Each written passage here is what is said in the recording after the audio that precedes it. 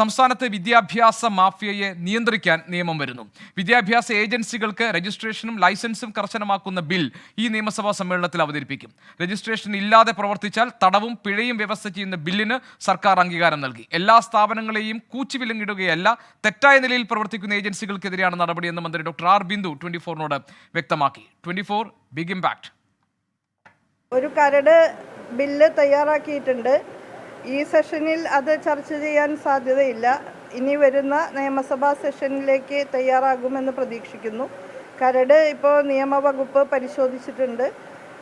അതായത് എല്ലാ സ്ഥാപനങ്ങളെയും കൂച്ചുവിലങ്ങിടുക എന്നുള്ളതല്ല അതിനർത്ഥം. തെറ്റായ നിലയിൽ, വ്യാജമായ നിലയിൽ പ്രവർത്തിക്കുകയും കുട്ടികളെ തട്ടിപ്പിനിരയാക്കുകയും കബളിപ്പിക്കപ്പെടുകയും ഒക്കെ ചെയ്യുന്ന ഒരുപാട് അവസരങ്ങളുണ്ട്, ഒരുപാട് സന്ദർഭങ്ങൾ ഉണ്ടാകുകയാണ്. ഇപ്പോൾ പല ഏജൻസികളും അതിൻ്റെ പിന്നിൽ പ്രവർത്തിച്ചുകൊണ്ടിരിക്കുകയാണ്.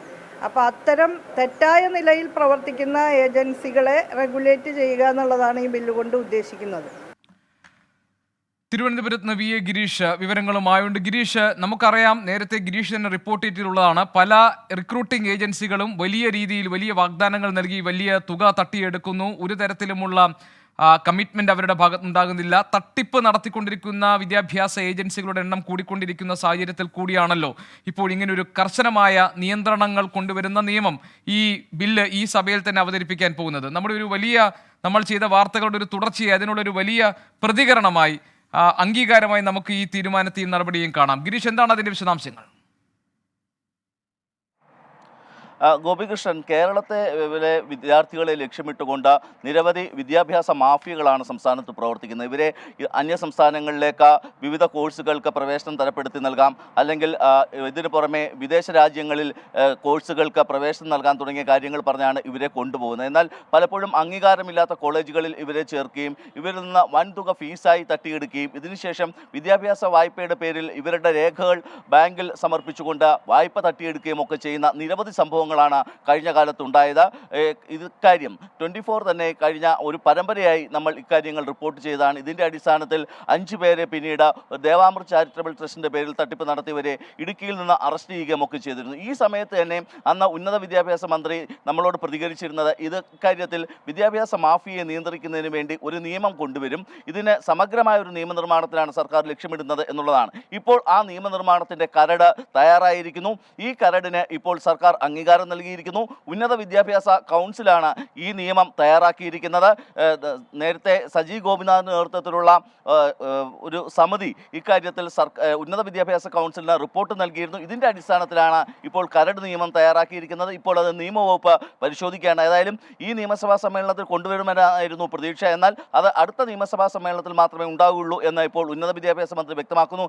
ഇക്കാര്യത്തിൽ വിദ്യാഭ്യാസ മാഫിയകളെയും ഏജൻസികളെയും നിയന്ത്രിക്കുന്നതിനുള്ള ചില കർശനമായ വ്യവസ്ഥകൾ ഉൾപ്പെടുത്തിയിരിക്കുന്നു എന്നുള്ളതാണ് ഇതിൽ ഏറ്റവും പ്രധാനം.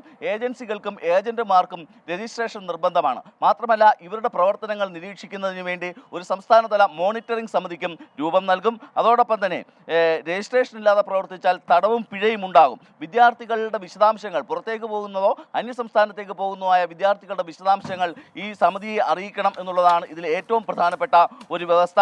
കോളേജിൻ്റെ വിവരങ്ങൾ, അതോടൊപ്പം തന്നെ കോളേജിൽ നൽകേണ്ട ഫീസ്, ഹോസ്റ്റൽ സൗകര്യം എന്നിവ ഈ ഏജൻസികൾ നേരത്തെ തന്നെ വ്യക്തമാക്കിയിരിക്കണം. വിദ്യാഭ്യാസ വായ്പ ഏജന്റുമാർ കൈപ്പറ്റുന്നത് തടയുന്നതിനുള്ള നിയമനിർമ്മാണവും ഈ കരടിൽ വ്യവസ്ഥ ചെയ്യുന്നുണ്ട്. വിദ്യാഭ്യാസ വായ്പ ബാങ്കിൽ നിന്ന് നേരിട്ട് ഈ കോളേജിലേക്ക് നൽകുന്ന തരത്തിലായിരിക്കും ഇപ്പോൾ ബില്ലിൽ വ്യവസ്ഥ ചെയ്തിരിക്കുന്ന ചട്ടങ്ങളിലുള്ളത്. ഏതായാലും ഈ നിയമം വരുന്നതോടുകൂടി സംസ്ഥാനത്ത് പ്രവർത്തിക്കുന്ന വിദ്യാഭ്യാസ മാഫിയയ്ക്ക് ഒരു വലിയ നിയന്ത്രണം തന്നെ ഉണ്ടാകുന്നു എന്നുള്ളതാണ് വാസ്തവം. ഗോപികൃഷ്ണൻ.